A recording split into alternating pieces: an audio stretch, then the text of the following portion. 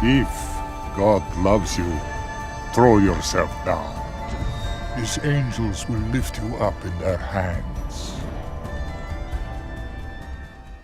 Saudara-saudara kekasih di dalam Tuhan Yesus, puji dan syukur kepada Tuhan yang telah memimpin kita sampai saat ini.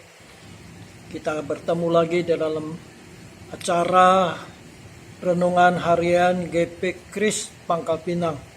Sebelum kita bersama merenungkan firman Tuhan ini, mari kita berdoa, mohon pertolongan Tuhan, mohon Roh Kudus membuka hati dan pikiran kita. Mari kita berdoa. Bapa di dalam surga, terima kasih Tuhan telah memimpin kami sampai saat ini ya Tuhan, dalam masa-masa pandemi COVID ini kami dilindungi oleh Tuhan. Terima kasih pada saat ini kami mau baca dan renungkan firman-Mu. Kami mohon Roh Kudus membuka hati dan pikiran kami untuk mengerti firman Tuhan ini. Terima kasih Tuhan, dalam nama Tuhan Yesus kami berdoa. Amin. Saudara sekalian, kita akan melanjutkan renungan kita mengenai pencobaan yang dialami oleh Tuhan Yesus. Dan kita akan bicara pada hari ini yaitu iblis menyuruh Tuhan Yesus melompat dari bubungan bait Allah yang ada di Yerusalem. Nas yang akan kita baca adalah di Injil Matius pasal 4 ayat 5 sampai ayat 7. Demikian tercatat. Kemudian iblis membawanya ke kota suci dan menempatkan dia di bubungan bait Allah. Lalu berkata kepadanya, "Jika engkau anak Allah, jatuhkanlah dirimu ke bawah, sebab ada tertulis mengenai engkau, ia akan memerintahkan malaikat-malaikatnya, dan mereka akan menatang engkau di atas tangannya, supaya kakimu jangan terantuk kepada batu." Yesus berkata kepadanya, "Ada pula tertulis, janganlah engkau mencobai Tuhan Allahmu." Amin. Demikianlah pembacaan firman Tuhan. Saudara sekalian, nas yang kita baca tadi mencatat bahwa iblis membawa Yesus ke bubungan bait Allah yang tinggi dan berkata kepadanya, "Jika engkau anak Allah, jatuhkanlah dirimu ke bawah. Sebab ada tertulis di dalam Alkitab, mengenai engkau ia akan memerintahkan malaikat-malaikatnya, dan mereka akan menatang engkau di atas tangannya, supaya kakimu jangan teranduk kepada batu." Demikianlah godaan daripada iblis. Dari ayat yang dipakai oleh iblis ini adalah kutipan dari Mazmur 91 ayat 11 dan 12. Tetapi Tuhan Yesus tidak mau menurut kemauan iblis itu dan membantahnya dengan satu ayat kutipan yang tercatat di Ulangan pasal 6 ayat 16. "Janganlah kamu mencobai Tuhan Allahmu." Jadi Tuhan Yesus mengatakan, firman Tuhan mengatakan, jangan kamu mencobai Tuhan Allahmu. Di sini kita melihat Tuhan Yesus menyamakan perbuatan menjatuhkan diri dari bubungan bait Allah yang tinggi itu dengan sengaja adalah suatu perbuatan untuk mencobai Allah. Suatu perbuatan yang dosa di mata Allah. Dari peristiwa iblis mencobai Tuhan Yesus dengan menyuruh Tuhan Yesus menjatuhkan diri dari bubungan bait Allah ini, kita dapat pelajaran yang penting bagi kita. Saudara sekalian, ketika Allah mencipta alam semesta ini sebagai tempat tinggal manusia, maka Allah juga menciptakan hukum-hukum alam untuk mengatur seluruh kehidupan di alam semesta ini. Maka kita yang hidup di atas bumi yang diciptakan oleh Allah, yang diatur oleh Allah ini, maka kita harus taat kepada hukum alam yang sudah ditentukan oleh Allah. Kita tidak dapat melawan hukum alam yang sudah ditetapkan Allah itu. Contoh, kita manusia hidup di atas tanah, ikan hidup di dalam air, Kemudian burung-burung kecil atau binatang kecil diberi sayap supaya bisa terbang. Tetapi binatang yang besar tidak diberi sayap sehingga mereka tidak bisa terbang. Kata Bapak Pendeta Sepentong. Demikian. Kalau binatang yang besar seperti gajah itu diberi sayap bisa terbang, maka celakalah kita. Setiap hari kita harus memperbaiki genteng rumah kita karena diinjak oleh gajah yang bersayap itu. Tetapi Tuhan sudah mengatur sedemikian. Binatang kecil diberi sayap bisa terbang, tapi binatang besar Tuhan tidak memberi mereka sayap sehingga mereka tidak bisa terbang. Kemudian kita melihat juga Tuhan sudah mengatur dunia ini sedemikian rupa. Matahari terbit dari sebelah timur dan tenggelam di sebelah barat. Nah, manusia juga membutuhkan matahari dan udara. Dan semuanya itu sudah diatur oleh Allah. Ini adalah hikmat dan kuasanya Allah. Allah tidak perlu melakukan hal-hal yang bertentangan dengan hukum alamnya yang sudah diatur untuk membuktikan kekuasaannya. Saudara sekalian, Allah memakai hukum alam ini untuk melindungi dan memelihara kita. Saudara, suatu cerita yang lucu barangkali ya. Ini mungkin bukan yang betul-betul terjadi. Dikatakan ada seorang Kristen yang sangat mempunyai iman katanya, tanda kutip. Pada satu kali rumah mereka itu, daerah mereka kebanjiran.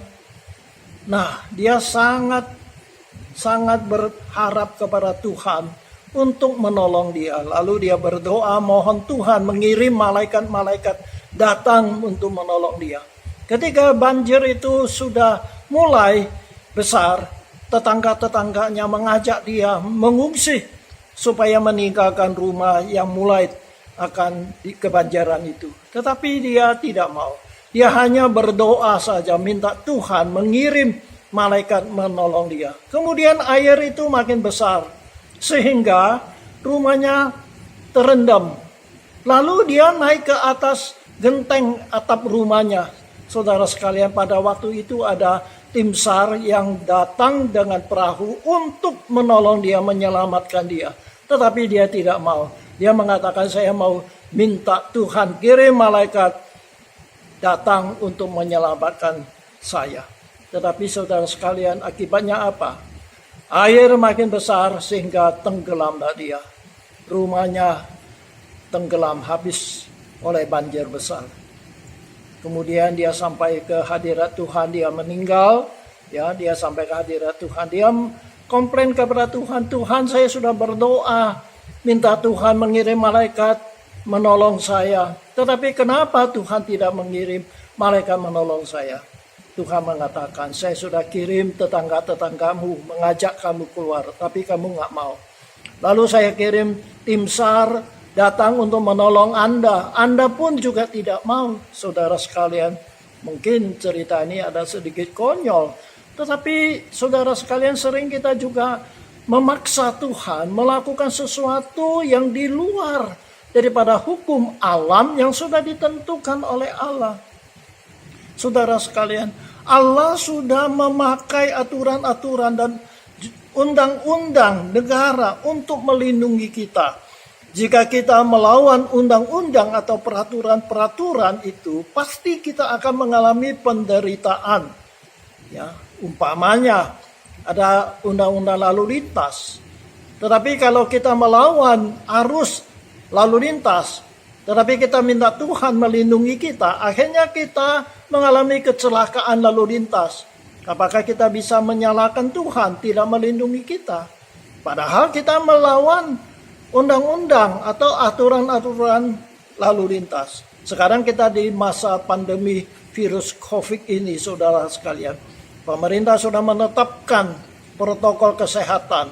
Harus memakai masker, harus cuci tangan, harus menjaga jarak dan sebagainya. Nah, kalau kita tidak mau mentaati aturan itu, lalu kita terkena atau terpapar oleh virus corona ini, Apakah kita bisa menyalahkan Tuhan tidak melindungi kita? Nah, saudara sekalian, itu sudah diatur oleh pemerintah dan kita harus mentaatinya. Kita tidak bisa melawan peraturan-peraturan itu sehingga kita mengkomplain bahwa Tuhan tidak melindungi kita. Saudara sekalian, Allah kita itu maha kuasa. Allah itu dapat melakukan hal-hal di luar hukum alam. Hal-hal yang di luar kebiasaan yang sudah ditentukan oleh Allah. Namun Allah adalah Allah yang berdaulat. Kita tidak bisa dan tidak dapat memaksa Allah melakukan sesuatu menurut kehendak kita. Allah bukan pesuruh atau pembantu kita. Sehingga Allah itu wajib mengabulkan semua kemauan kita. Allah dapat menyembuhkan kita segala penyakit kita tanpa kita minum obat. Karena Allah itu maha kuasa. Allah dapat menyembuhkan semua orang atau siapa saja dengan tanpa obat. Tetapi saudara sekalian, kita juga harus ingat, Tuhan juga dapat menyembuhkan seseorang melalui obat atau melalui tangan dokter. Jadi, kesembuhan tanpa obat itu adalah pertolongan Tuhan. Kesembuhan yang melalui atau memakai obat melalui dokter pun itu juga adalah pertolongan Tuhan. Ada satu cerita pada satu hari seorang Kristen berobat kepada seorang dokter. Nah, dokter ini tahu bahwa pasien ini adalah seorang Kristen yang tauhid. Lalu dia berkata kepada orang Kristen itu, "Tak usah berobat sama saya. Kamu doa saja supaya Tuhan menyembuhkan kamu." Saudara sekalian, memang ini suatu hal yang guyonan saja. Tetapi orang Kristen itu menjawab, "Pak dokter, sebelum saya datang kepada dokter, saya sudah berdoa supaya Tuhan memberi hikmat kepintaran kepada dokter supaya dokter mengetahui penyakit saya sehingga memberi saya obat yang tepat." Saudara sekalian, inilah orang yang beriman. Bukan harus tanpa obat barulah itu adalah kesembuhan dari Tuhan. Tuhan bisa memakai obat atau tangan dokter untuk memberi kesembuhan kepada kita. Saudara sekalian, kalau ada orang sakit, tidak mau ke dokter, tidak mau minum obat, kita harus menghargai iman orang itu. Tetapi kita tidak boleh mengatakan orang yang sakit pakai obat ke dokter itu adalah orang yang tidak beriman. Sama-sama adalah orang yang beriman kepada Tuhan, memohon pertolongan daripada Tuhan. Saudara sekalian, ketika Tuhan Yesus hidup di dalam dunia ini, kalau kita baca di kitab 4 Injil, kita akan melihat bagaimana Tuhan Yesus kita melakukan banyak mujizat kesembuhan. Tetapi saudara sekalian, apakah kita perhatikan?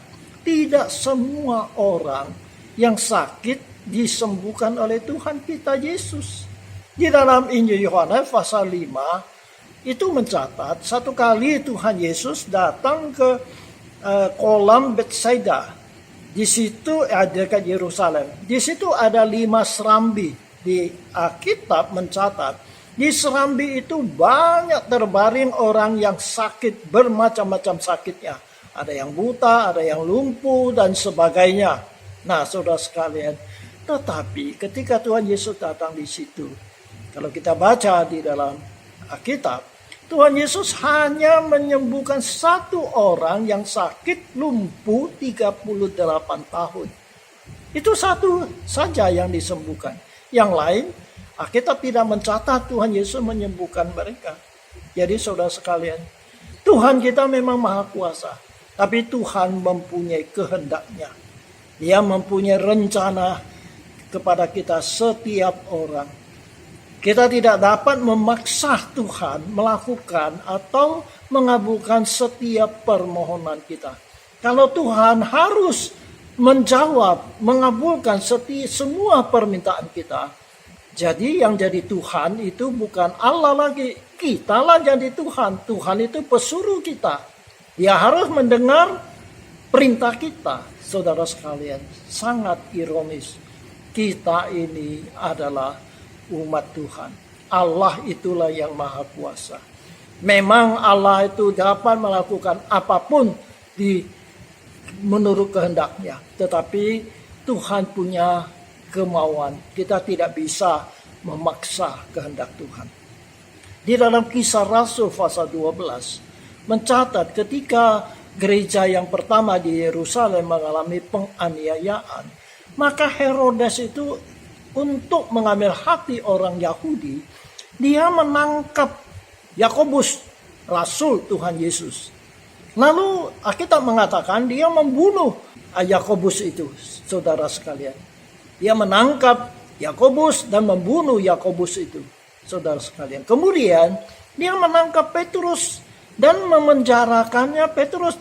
Dan rencananya sesudah hari raya orang Yahudi lewat, dia akan membunuh si Petrus itu. Tetapi saudara sekalian, sebelum Raja Herodes melaksanakan rencananya itu, malam itu Tuhan mengirim malaikat datang kepada Petrus. Pintu-pintu penjara terbuka, rantainya terlepas, dan Petrus itu dilepaskan oleh malaikat Tuhan.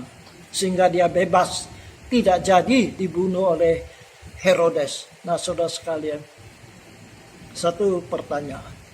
Mengapa Tuhan membiarkan Yakobus dibunuh oleh Herodes, tetapi melepaskan Petrus itu? Kita tidak tahu. Kita hanya tahu bahwa itu adalah kehendak Tuhan. Mereka sama-sama adalah rasul yang dipilih oleh Tuhan Yesus. Satu dibiarkan dibunuh oleh Raja Herodes, tetapi satu diselamatkan oleh malaikat. Kita tidak tahu mengapa begitu. Kita hanya tahu itu adalah kehendak Tuhan, rencananya Tuhan. Saudara sekalian, Allah sudah menetapkan hukum alam untuk mengatur bumi dan alam semesta ini. Kita harus hidup menurut hukum alam ini. Kita tidak boleh memaksa Allah melakukan hal-hal yang bertentangan dengan hukum alam. Allah Maha Kuasa dapat melakukan hal di luar hukum alam. Tetapi jika kita memaksa Allah melakukannya, itu berarti kita telah mencobai Allah. Dan kita mengatakan kita tidak boleh mencobai Allah. Karena mencobai Allah itu adalah dosa. Tuhan Yesus tidak mau menjatuhkan diri dari hubungan baik Allah. Karena hal itu adalah perbuatan yang mencobai Allah. Semoga Allah menolong kita yang menjadi orang yang, supaya kita jangan menjadi orang yang sombong rohani. Memaksa Allah harus mendengar dan mengabulkan semua doa dan permohonan kita. Ingat, Allah kita adalah Allah yang berdaulat. Kita harus hormat dan taat kepada kehendaknya. Kiranya Tuhan menolong kita. Amin. Mari kita berdoa. Terima kasih ya Tuhan, karena Engkau sudah mencipta alam semesta ini. Engkau juga menetapkan atau menentukan hukum alam supaya kami hidup nyaman di dalam dunia ini. Terima kasih Tuhan. Tolong kami selalu taat kepada Engkau. Selalu menurut kehendak Tuhan. Janganlah sampai kami memaksa Tuhan melakukan sesuatu yang menurut kemauan kami, tetapi bukan kehendak Tuhan. Tolong kami supaya jangan kami sampai jatuh dalam dosa mencobai Tuhan. Terima kasih Tuhan. Beri kami rendah hati, selalu taat kepada Engkau, turut firman-Mu. Terima kasih Tuhan. Pada saat ini kami berdoa bagi saudara-saudara kami yang mengalami berbagai pencobaan, ujian, kesulitan. Tolonglah mereka ya Tuhan. Kami percaya Engkau mengasihi kami. Mari Tuhan, Engkau buka jalan bagi kami. Terutama kami doakan bagi pemerintah kami di dalam menangani masalah COVID-19 ini, supaya diberi kemampuan, kekuatan, sehingga kami boleh ditolong melalui apa yang sudah dilakukan. Terima kasih Tuhan, inilah permohonan kami. Dalam nama Tuhan Yesus kami berdoa. Amin.